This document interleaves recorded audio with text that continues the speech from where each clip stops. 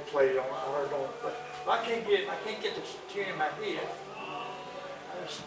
I whatever happened to Andy Kahn? Andy Kahn, does anyone know what happened? He's still playing because if you look him up on the internet, I mean, you know, YouTube, he's playing with some people we know, and he's doing stuff we know, and he's fiddling. I can't remember the name of the tune now that I saw him do. You play the banjo anymore? Well, not on YouTube, but I'm sure he does. Sure. Like playing fiddle? Yeah. He's playing the fiddle. Write the car down. Just hold on a minute, I'll go with you. Good banjo player. Well, we'll probably see you next week. All right. Oh yeah, once We've got a a week. couple doctor appointments. Remember the boy played banjo with laptop years ago at Flurry Down? Oh, whatever happened to him? They always carry two banjos with them. Well, that's just I was thinking. I never did know him. If it's the one I'm thinking about. Maybe Pop Club. That's when Thornton Spencer first started playing with him. Good to see you. Bye. Let's see. Got the insurance. Reed Rawlison, he played early, but you know, we with him at one time. Really? And this guy was playing banjo, and they always You kept should, two you're wore out. banjos. They one turn off, Day. then they change keys, and he just grabbed the other. I can't remember his name, but I never did know him. Now, but I'll give you a call. I'd like to come over sometime this week. I'm not sure when right now, but I've got this tablet, you know, and I can't do a thing with it. Maybe Dee, you can help me. Well, they probably could, because I don't know a thing about it. If I touch one, it's something else. Well, that's what gets me about it. Yeah. Helen's phone too. It just jumps around. But just give me a call and we'll figure out what time, when. Yeah. And we need to get everybody together playing music too. Did Tom say how long they would be doing whatever they're doing? No, they don't give too much of a message. They just said we won't be able to make it this time, so we'll see you maybe next time. Well, okay. Well, summer's almost here. Yeah, we need to play more music.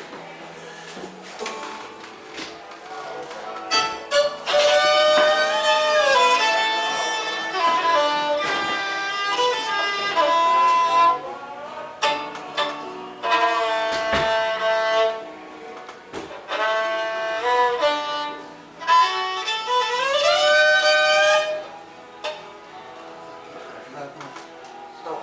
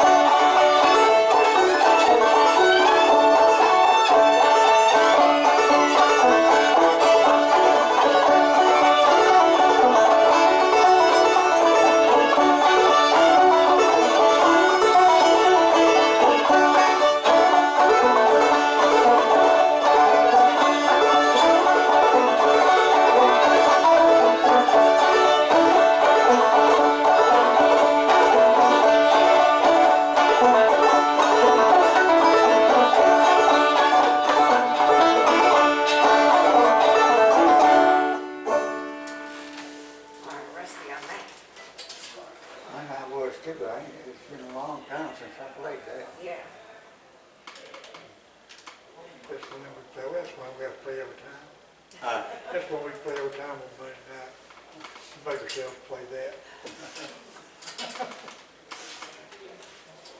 Richard said Tommy Gerald always start every time he play Soldier George start off with. Well, that's a good one to start off with, because it just flows. Yeah, it's good warm up on that. Yeah. Katie Klein, some of it like that.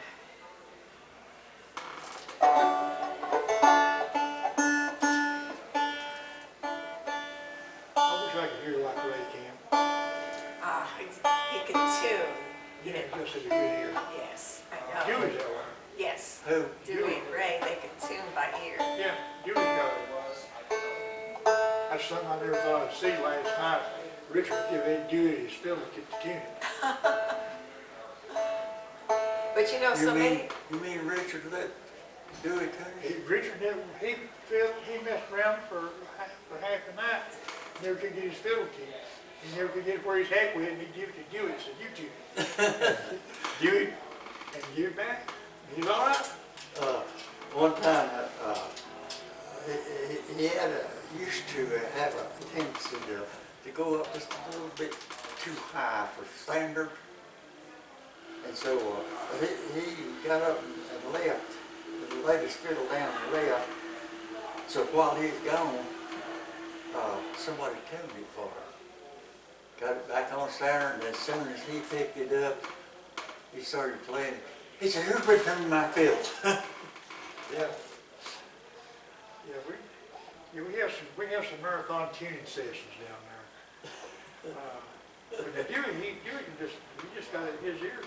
So Yeah. He's just so good. He can do it. And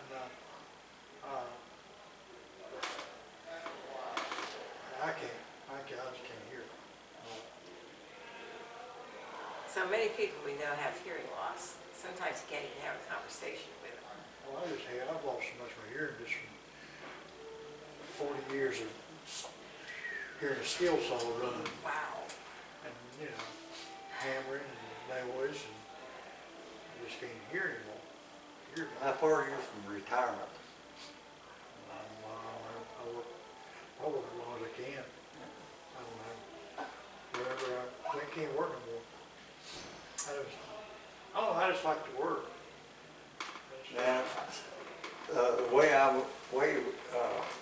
Burlington Mills treated everybody, they treated all of the supervision treated the employees like little kids. Well, if something like that, if I wasn't somebody that enjoyed working, I wouldn't do it.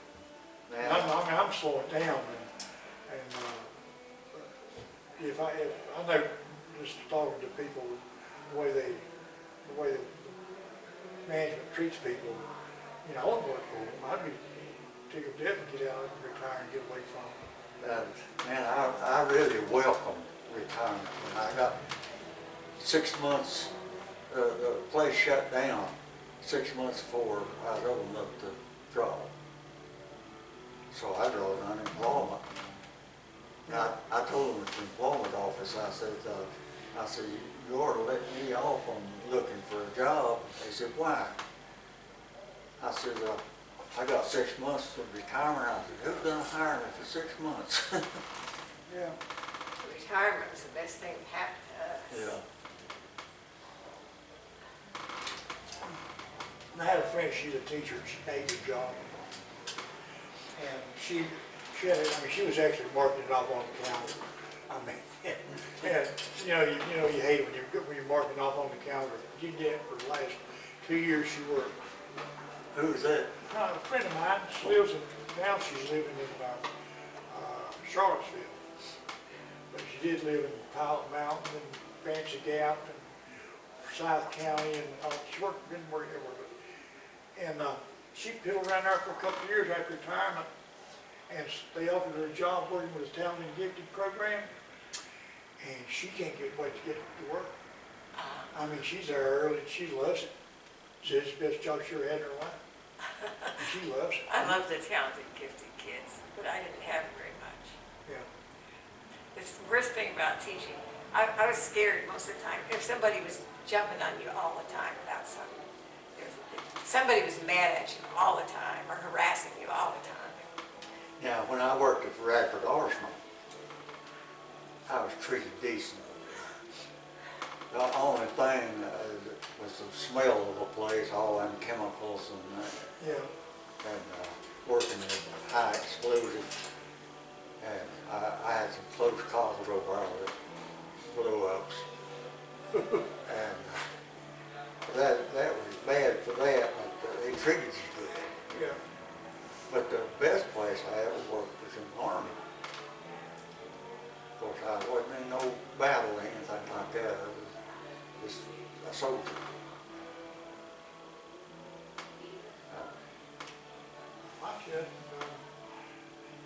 Ain't nothing worse than not liking what you're doing, not enjoying your work. And that makes it a long day. That makes it a long day. Well, teaching days were only long physically. You were always actively solving a problem all the time. Yeah. So it wasn't like I was bored or anything, but it was just constantly dodging one problem or another. When I was in the Army, rank was frozen. They couldn't nobody make any rank. This was both times, I was in 2 different times. The first time, I never did get above PFC. Drafted for 2 years. As soon as I got out of basic training, they took me off the guard roster, KP roster, any other detail, and assigned me to one thing as charge of quarters.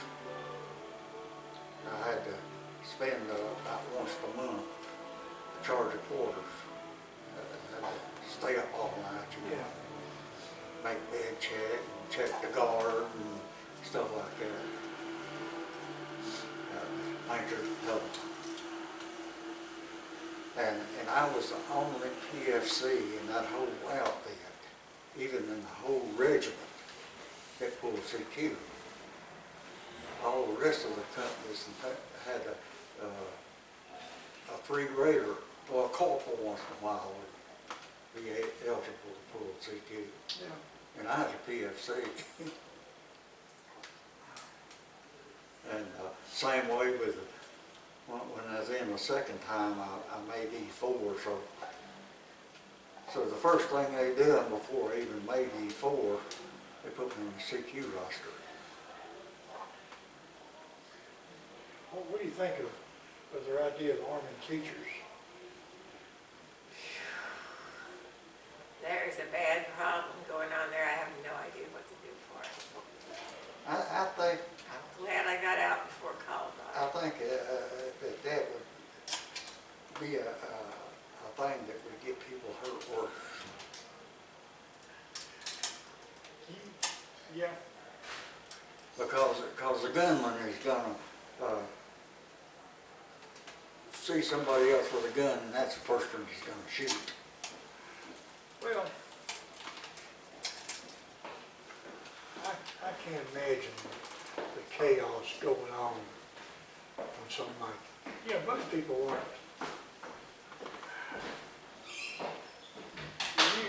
You were in Army training, so you know, they train you to go into go into battle. Yeah. I mean, you got to get your mind, and you got to go through the training to do that.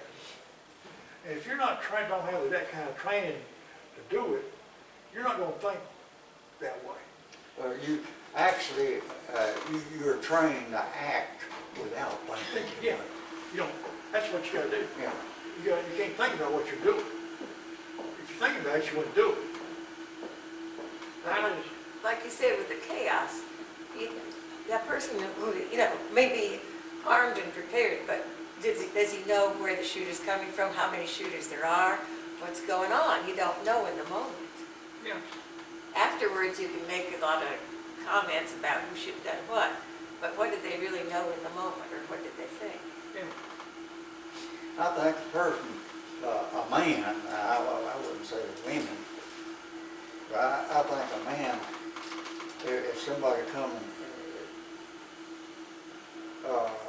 the first thing I would probably do was just take a run and go and a flying tackle, just run into it, knock him down, and see if I can get his gun.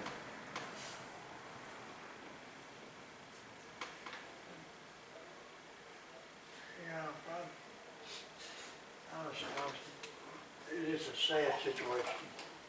There was that, they were, I've run up on things that I had to act quick.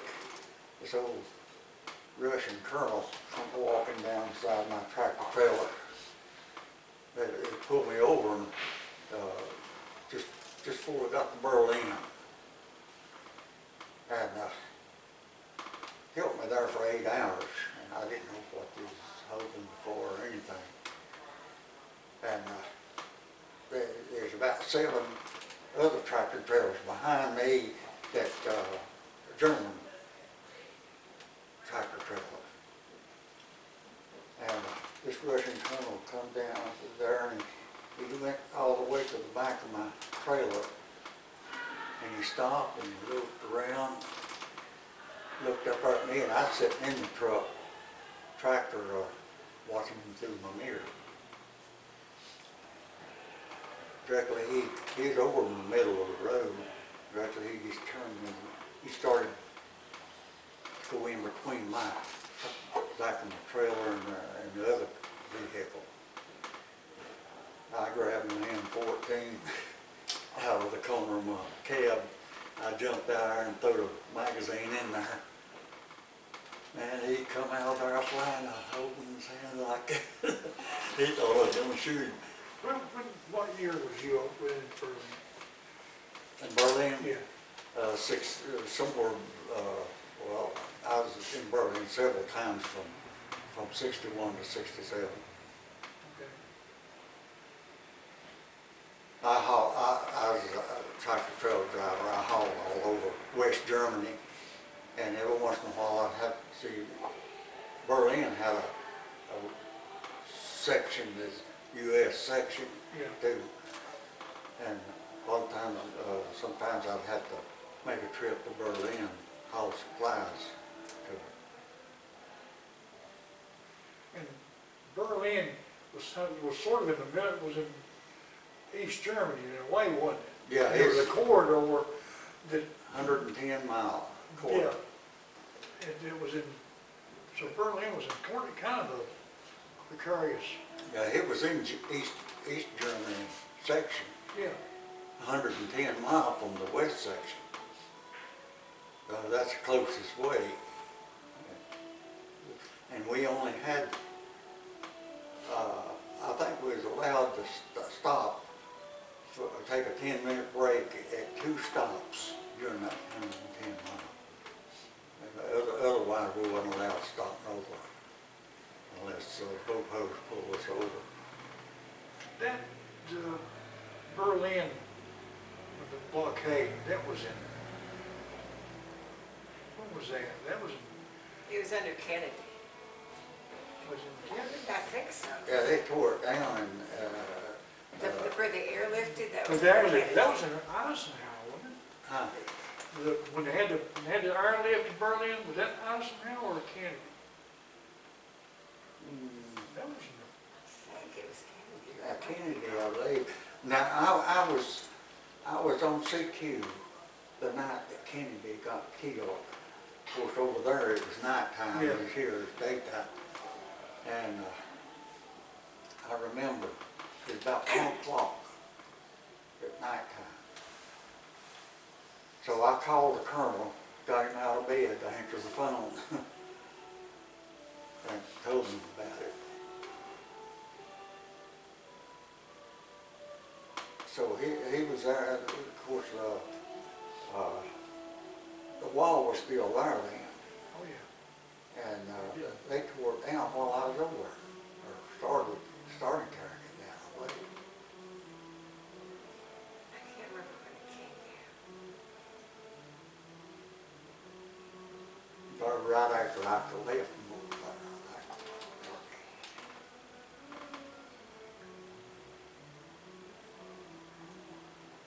I never did go over in East Germany, East Berlin. I went up on a scaffold, looked over the wall. They had a big platform Yeah. that went up on, and you could see over the wall. I've had seen kids in school that could have turned into school shooters, right here in this area. But I quit before that became, something that people did. But there were some very scary kids.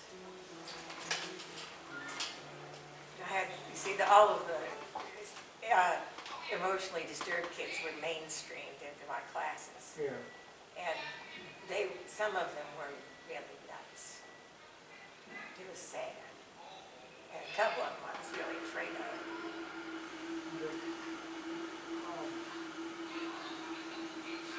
Part of the problem is they don't have institutions anymore to put people in, and kids and stuff. But, They have to be mainstreamed, it's Yeah. a law. yeah. At least restrictive environment is what it's called. Until they do something really horrible, they have to be mainstream. That works all right till you give them a gun. Right. They get, you know, weapons of mass destruction.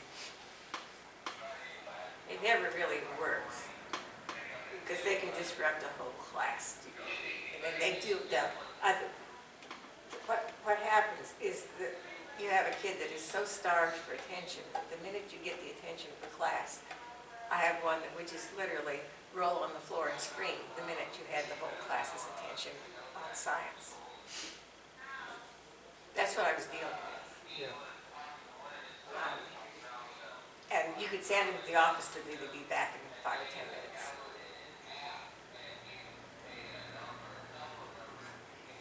How do other countries deal with it? What? I mean, surely we're not the only country that has mentally disturbed kids. I don't know what's happening. I hadn't really thought of it that way. I should have, but I haven't. I heard them talking about that on television the other day over in Israel. Yeah, It was unheard of yeah. for a school shooting. Well, one thing they got, because of the terrorists, they got pretty much a squad of army people at every school. But that's to keep people, that's to keep the terrorists, but I'm sure that that would also stop anybody else from going in with a gun. I don't think, you know, see, over there, everybody's going to go there. See, everybody is drafted into the army, men and women.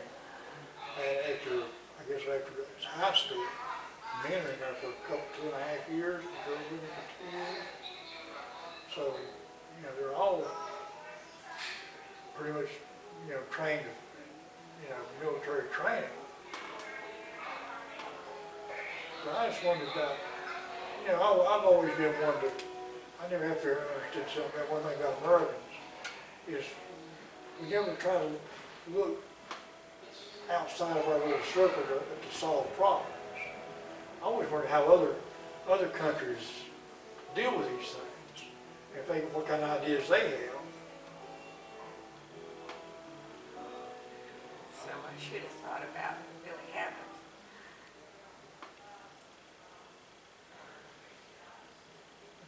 I mean, like that kid, you know, down there at Galax in Florida, I mean, he was obviously disturbed, and people were trying to get him help, and nobody ever helped him.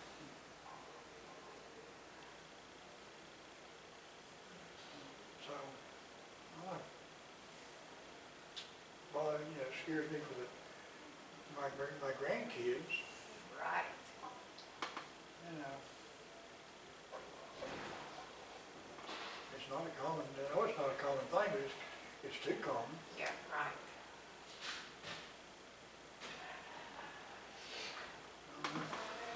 Well, listen, y'all, I'm glad we got started back. Oh, good. I hope you can continue to come. We hope we get some, I think Tom and Melissa come back, and Dee and Ron be hopefully back. I'll send them an email pretty soon. We don't have Dan and Doc's number, do we? Yeah, we do have it. We haven't seen them all winter. We should go down to Mount Airy and jam sometime. Where are they at? They live in Mount Airy. It's a pretty far drive for them. Live around, back up towards Pine Ridge, I think, somewhere. Yeah, it's a pretty far drive down up from Mount Airy, especially if it's foggy or something. Yeah. But they, you know them, don't you? Yeah, I've seen them play here. They're good musicians. Yeah. Are they in a band? Yeah, they play with Tim Chadwick some of the time. Tim Chadwick and And, you know that,